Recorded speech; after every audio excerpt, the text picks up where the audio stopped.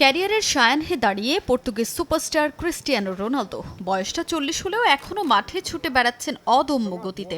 বড় এক মিশন CR7-এর সামনে 1000 গোলের মাইল ফলক স্পর্শ করার সেই মিশনে কোনোভাবেও হাল ছাড়তে চান না রন। তাই তো ম্যাচের পর ম্যাচ গোল করে সেই মিশনে এগিয়ে যাচ্ছেন পর্তুগিজ মহাতারকা। 1000 গোলের মাইল ফলকের সঙ্গে ক্যারিয়ারের সম্ভাব্য শেষ বিশ্বকাপ মিশনও আছে ক্রিস্টিয়ানো রোনালদোর। অধরা বিশ্বকাপ ট্রফি জিততে এবার নিজের সর্বোচ্চ প্রস্তুতি সেরে নিচ্ছেন CR7। ওয়ার্ল্ড কাপের আগে দারুণ ছন্দে আছেন রন, সঙ্গে আছে তার ভালো ফর্ম।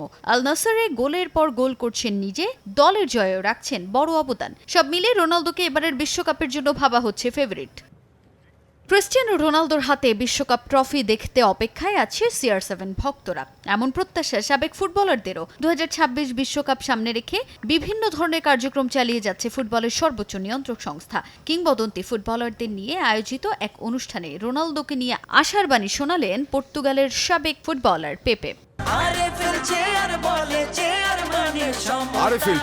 ক্ষমতার নয়, সমতার চেয়ার। এবারের বিশ্বকাপ যুক্তরাষ্ট্র, কানাডা ও মেক্সিকোতে আয়োজন করায় এমন প্রত্যাশা করছেন পেপে। ফুটবলের ঈশ্বর দিয়েগো ম্যারাডোনা ও ফুটবলের রাজা পেলে দুজনেই মেক্সিকোর মাটিতে বিশ্বকাপ জিতেছেন। পেপের মতে তারই সতীর্থ ও বন্ধু ক্রিস্টিয়ানো রোনালদো এবার বিশ্বকাপ জিতবেন মেক্সিকোতে। রনের হাতে বিশ্বকাপ ট্রফি দেখতে মুখিয়ে আছেন সাবেক এই পর্তুগিজ ফুটবলার।